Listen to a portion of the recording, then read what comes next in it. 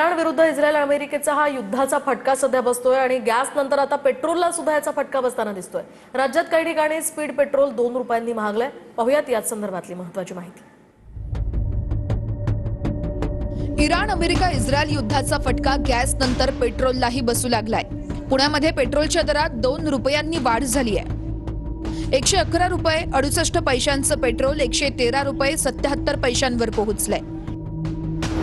एकीकडे संपूर्ण राज्यभरामध्ये गॅसचा तुटवडा जो आहे तो पाहायला मिळत असतानाच आता पेट्रोलच्या दरामध्ये जे आहे ते 20 तारखेपासून 2 रुपयांची वाढ होणार आहे।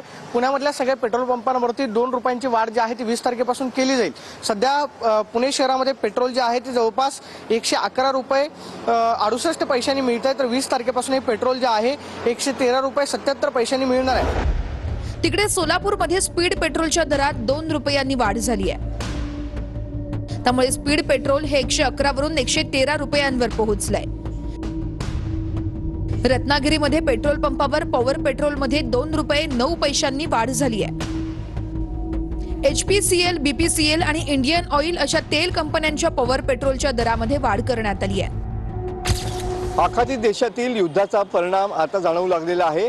त्यामुळेच तेल कंपन्यांनी आता ब्रँडेड पेट्रोलचे दर या ठिकाणी वाढवलेले पाहायला मिळत आहेत।